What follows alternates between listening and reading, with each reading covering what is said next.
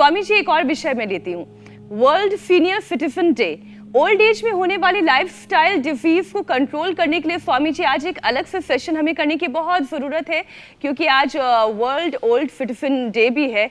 तो मैं इसी में टॉयलेट क्लीनर की बात भी जोड़ लेती हूँ और डिटर्जेंट की बात भी जोड़ लेती हूँ। स्वामी जी, अब कौन ऐसा व्यक्ति है जो घर में कपड़े नहीं धोता होगा? कपड़े तो सभी धोते हैं, डिटर्जेंट पाउडर का इस्तेमाल करते हैं या फिर टॉयलेट क्लीनर का इस्तेमाल करते हैं अपने वॉशरूम्स को क्लीन करने के लिए। इसमें बहुत हार्श केमिकल्स होते हैं, अगर गलती से ये शरीर में चले जाएं तो पेट, लिवर और किडनी को सबसे ज़्यादा नुकसान पहुंचाते हैं।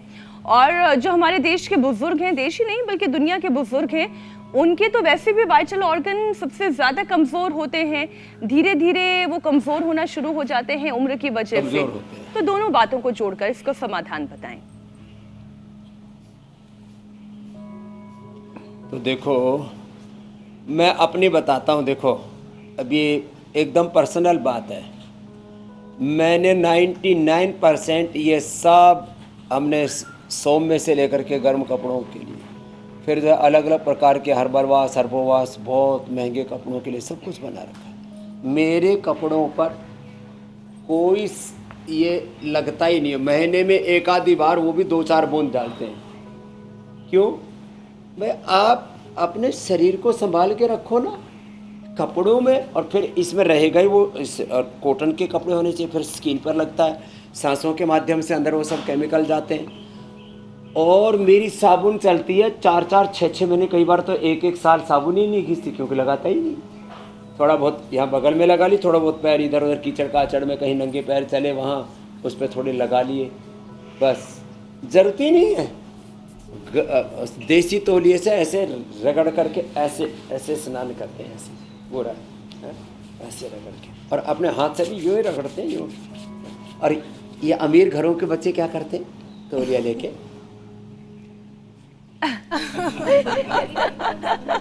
है ना,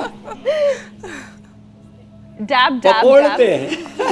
रगड़ो, जितना रगड़ोगे इतनी चमक आएगी। मर्दनम गुरुवर्धनम, रगड़ो अपने आप को। तो देखो, ये ज़्यादा साबुन, ज़्यादा शैम्पू, ये प्रकृति के नेचर के लिए भी बहुत ज़्यादा खतरनाक है। एक बूंद हैंड वॉश की, एक बूंद जो है, ये सब अलग अलग प्रकार के केमिकल्स की टनों पानी को गंदा दूषित कर देती है। तो हम ये जितने केमिकल्स का ये नेचर और एनवायरनमेंट के लिए आज तो सब विश्वविद्यालयों में भी पढ़ाने लगे। हमारे प्रकृति के प्रति, अस्तित्व के प्रति कर्तव्य क्या है? जितना ज़्यादा हम कृत्रिम चीज़ों से दूर रहेंगे, विकृति से ज़्यादा दूर रहेंगे, अपनी प्रकृति और ये सारी प्रकृति, नेचर एंड एनवायरनमेंट उतना अच्छा रहेगा।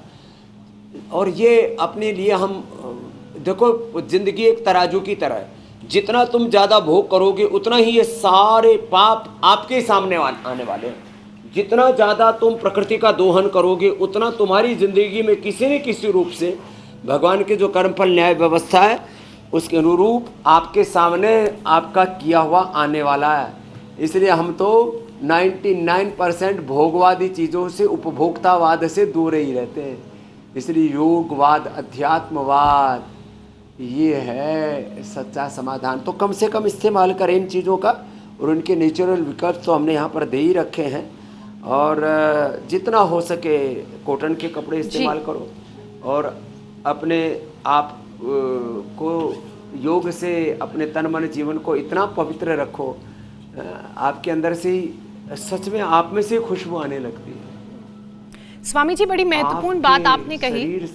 पर्यावरण के साथ तालमेल बिठा के रहेंगे, नेचुरल चीज़ों का इस्तेमाल करेंगे, पर्यावरण से मिलने वाली चीज़ों का इस्तेमाल करेंगे, तो ये जो सिंथेटिक केमिकल का जाल है इससे बचे रहेंगे। इससे होने वाली परेशानियां जो शरीर में हमारे होती हैं और जो पर्यावरण को नुकसान हो रहा है उससे भी बचे रहेंगे।